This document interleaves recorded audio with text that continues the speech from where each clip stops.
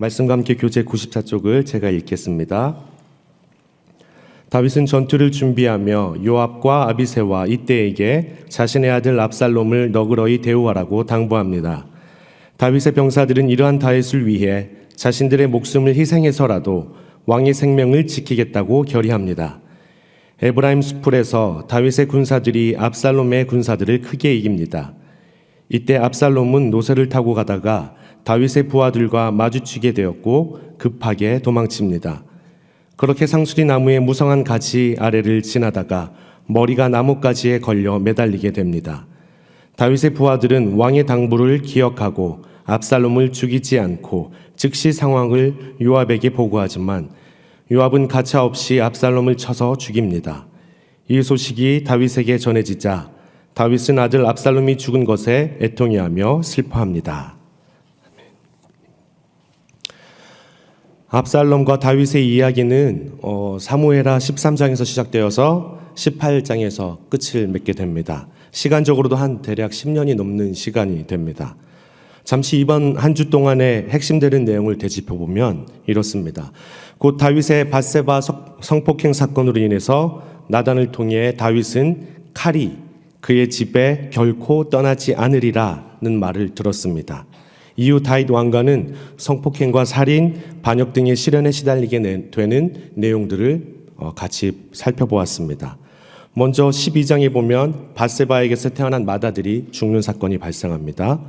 그리고 13장에 연속적으로 이어지면 장자 암논이 압살롬의 누이 다말을 성폭행한 사건, 그로 인해서 압살롬은 암논을 살해하는 사건, 압살롬은 다윗에게 반역한 후에 아버지 후궁들과 동침한 사건, 그리고 오늘 본문이 압살롬이 요압에게 죽임을 당하는 내용입니다.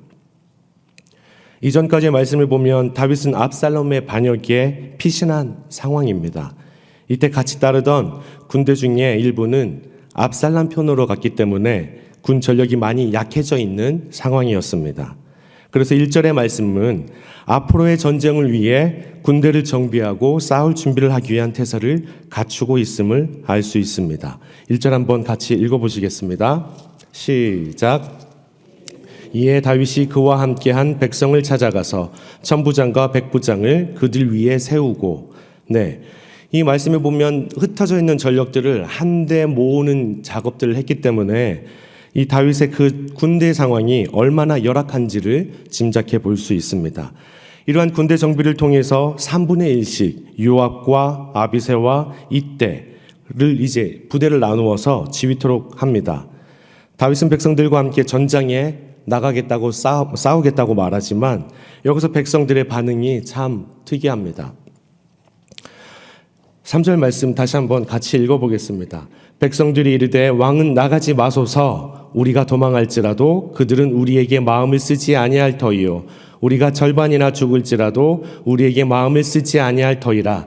왕은 우리 만명보다 중하시오니 왕은 성읍에 계시다가 우리를 도우심이 좋으니이다 하니라. 아멘. 이때 보면 3절 첫 절에 보면 대답을 하는 사람들이 그 주체가 누구인지를 알 수 있는데요. 백성들이라고 말하고 있습니다. 죄송합니다. 백성들이 먼저 말을 한대요. 한번 생각해 보세요. 군대가 있습니다. 그러면 군대에 그 대장이 있다면 그 밑에 직속 부하들이 있는데 직속 부하들이 안 됩니다. 이렇게 말리는 게 아니라 백성들이 말리는 장면들을 볼 수 있어요. 일반적인 상황 같으면 바로 직속 부하들이 아니면 참모들이 옆에서 조언을 해주고 이렇게 하십시오. 그냥 백성들에게는 그 군인들에게는 그냥 말만 하면 되는 상황인데 그렇지 않았다라는 거죠. 여기 보면 이런 군대 상황들과 그리고 다윗이 얼마나 중요한 위치에 서 있는가를 볼 수 있습니다. 계속적으로 읽어 나가다 보면 다윗은 그 당시의 왕들은 곧 백성들의 생명이고 자신들의 행복이 근원이라고 믿었기 때문에 이와 같은 요청은 당연한 요청이었습니다. 더군다나 지금은 압살롬 왕과 그리고 다윗 왕과의 서로의 전쟁이 지금 치러져 있는 상황이에요. 그러면 누가 죽으면 끝나는 전쟁이다? 서로 양측에 누가 한 명이 죽으면 돼요. 다윗이 죽거나 압살롬이 죽거나. 그러면 전쟁은 끝나게 되어 있어요. 근데 다윗이 앞서서 나가서 싸우겠다고 말하니까 당연히 싸우라고 하겠어요? 아니면 싸우지 말라고 하겠어요? 당신만 죽으면 끝납니다. 이 전쟁 다 끝납니다. 그렇기 때문에 남아서 우리를 지휘해 주십시오. 이렇게 말하고 있는 것이죠.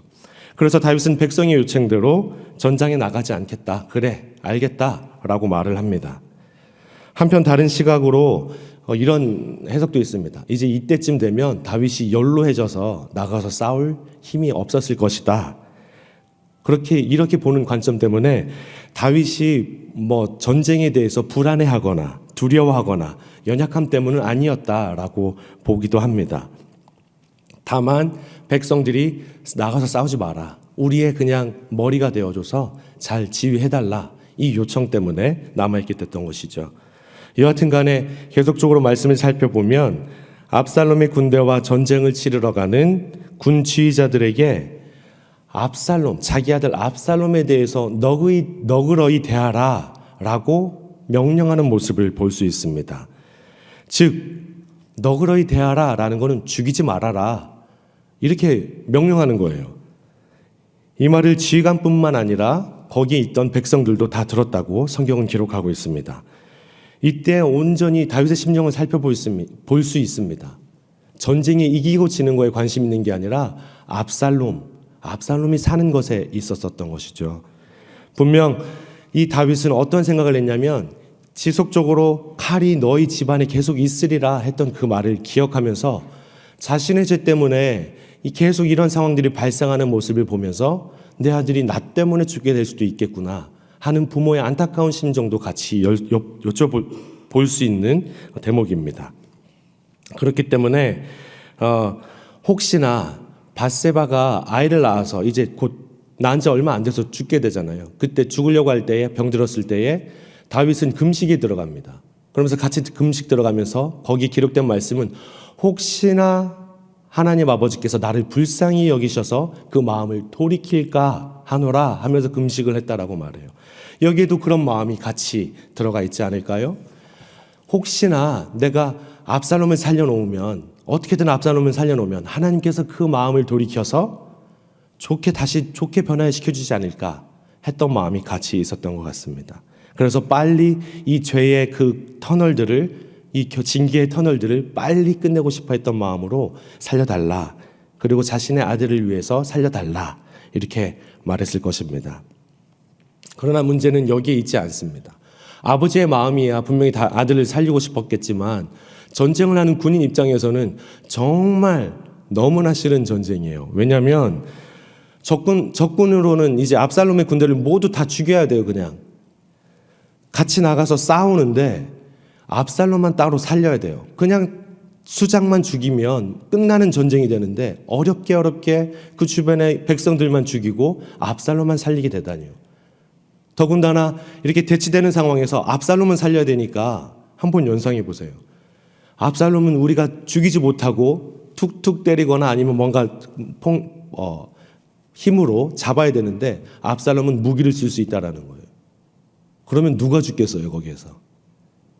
압살롬이 죽는 게 아니라 백성들이 같이 싸우는 그 우리 편이 다 죽게 되는 거예요. 잘못하면.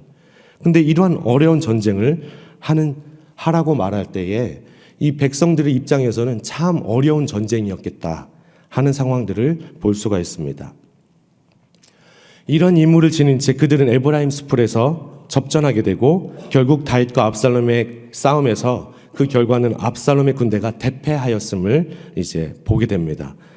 그날의 전사자가 2만 명에 이르렀는데 그들 대부분이 칼에 죽은 것이 아니라 숲풀에서 죽었다고 그 죽은 자가 많았다고 말하고 있습니다.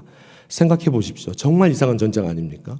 죽이러 나갔는데 또 숲풀 안에서 싸웠고 거기에서 칼로 죽인 사람보다 숲풀에 있으면서 죽은 자가 더 많았다.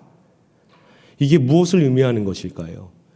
분명히 싸우러 나갔는데 칼로 인해서 죽은 사람보다 그냥 죽은 사람이 많은 거예요. 상황이 설명되어 있잖아요. 이러한 상황을 보면서 이는 다윗의 승리가 군사적인 어떤 능력에 의한 승리가 아니라 우리 하나님께서 행하신 전쟁의 결과임을 깨닫게 하십니다. 이와 같은 사례가 여호수아에도 발견됩니다. 10장 11절에 보면 칼에 죽은 자보다 우박에 죽은 자가 많았다라고 성경은 기록하고 있습니다. 이 역시 하나님이 개입했던 사건이었습니다. 이것은 무엇을 말씀하시는 겁니까? 결국 하나님께서 이 세상 만물을 주관하고 계신다, 다스리고 계신다 하는 것들을 말씀해 주고 계십니다. 왕을 죽여야 전쟁이 끝나는데 왕을 살리고 이기는 전쟁이어야 한다는 이 어려운 난관에서 하나님은 이러한 모든 것을 단번에 압살롬을 죽임으로 전쟁을 끝내게 하십니다. 17장 14절에 이제 뒷장 말씀에 보면요, 하나님이 압살롬에게 화를 내시기로 이미 결정하셨습니다. 그래서 이 전쟁을 하나님이 다윗 편에 힘을 실어 주셨고 이제 압살롬의 군인들은 패할 수밖에 없던 상황이었음을 말씀해 주고 계시는 게, 이는 곧 하나님의 섭리였다 설명할 수밖에 없는 것입니다. 여기서 우리는 아주 중요한 교훈을 발견하게 됩니다. 바로 우리의 상황과 판단이 어떠하든지 상관없이 하나님 편에 서려고 몸부림치는 자에게는 끝까지 책임져 주신다는 것이고, 하나님을 배반하고 멀리하는 자는 결국 패망하게 될 것임을 말씀해 주고 계십니다. 군사들이 다윗을 따랐다면 죽지 않았을 것입니다. 반대로 압살롬을 따른 사람들은 수풀에서 죽임을 당했습니다. 오늘날 우리는 매 순간의 삶에서 세상 편에 설지 아니면 하나님 편에 설지 결정해야 하는 삶을 살아가고 있습니다. 여러분, 누구 편에 설 것입니까? 하나님이십니까? 아니면 세상적인 것, 사람이 원하는 돈, 권력, 명예, 육신의 욕심을 따라가는 사람들이 많이 있습니다. 우리는 나의 생각이 아니라 하나님의 뜻을 이루어드리는 삶을 살아야겠습니다. 그러니 온전히 하나님만을 믿고 따르고 바라보고 충성된 자녀로서의 삶을 살아가시는 여러분 되시기를 바랍니다. 그렇다면 어떻게 해야 하나님 편에 설 수 있겠습니까? 그것은 우리의 모든 것이 기준 대신 여전히 계속적으로 말씀에 대한 교훈이 반복이 되는데, 성경 말씀을 통하여 하나님의 음성을 듣고 하나님이 원하시는 삶을 행하는 것이라 말할 수 있습니다. 그러한 삶을 살 때 종국에 우리에게 크나큰 승리를 안겨주실 줄 믿습니다. 우리가 하나님의 뜻을 아는 것에만 멈추지 말고 그 뜻을 행하는 자가 다 되시기를 주님 안에서 부탁드립니다. 두 번째는 압살롬이 죽은 후에 평가하는 내용에서 주는 교훈을 볼 수 있습니다. 다 같이 17절 말씀 한 절 다 같이 읽겠습니다. 시작. 그들이 압살롬을 옮겨다가 숲을 가운데 큰 구멍에 그를 던지고 그 위에 매우 큰 돌무더기를 쌓으니라. 온 이스라엘 무리가 각기 장막으로 도망하니라. 아멘. 압살롬은 이전에 성경이 말씀하는 바와 같이 용모도 출중하고 많은 기대를 받았던 인물이었습니다. 그러나 그의 마지막 모습은 참 비참하지 않습니까? 그의 죽음에서 아무런 영화로움도 발견할 수 없습니다. 아무것도 볼 수가 없습니다. 요압은 구덩이에 압살롬의 시체를 던져놓고 비석도 없이 돌무더기만 채워넣습니다. 여호수아 7장 26절의 말씀에 보면 돌무더기는 범죄자나 원수에게 행하던 매장 방법이었습니다. 이때의 돌무더기는 수치와 경고의 상징으로 쓰였습니다. 이렇듯 그의 인생은 불명예스럽고 무가치한 것으로 변해버렸습니다. 고디오 18절에는 압살롬 자신이 세운 비석이 있었다고 소개하지만 결국 이것은 반복되지 말아야 할 비극적인 삶을 상징하는 기념물로만 쓰이고 있습니다. 이렇듯 그의 인생은 불명예스럽고 무가치한 것이 되어버렸습니다. 여러분, 이 압살롬의 죽음처럼 우리의 인생은 우리의 죽음이 끝난 후에, 우리의 삶이 끝난 후에 평가받게 되어 있습니다. 여러분의 마지막 모습은 어떠하기를 원하십니까? 어떻게 평가받기를 원하십니까? 그리고 여러분은 누구에게 어떠한 평가를 받기에 원하십니까? 누구에게? 사람에게 좋은 평가를 받는 것도 중요하지만 우리는 오직 한 분이신 하나님께 인정받는 삶만이 의미 있는 줄 믿습니다. 이것을 기억하면서 최후 승리를 얻기까지 아름다운 신앙의 길을 걸어가셔서 하나님께 인정받는 여러분 모두 되시기를 주님 안에서 축원드립니다. 아멘. 이제 오늘 말씀을 생각하며 다 같이 기도하실 때에 먼저는 하나님께 이렇게 기도하겠습니다.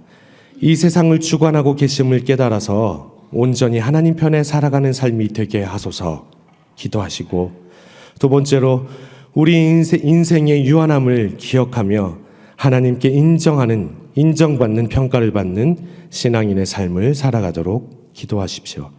그리고 마지막으로 각자의 기도 제목과 내일 주일 성찬 예배와 주님께서 그 모든 행사에 함께 하시기를 다 같이 합심하여 기도하겠습니다.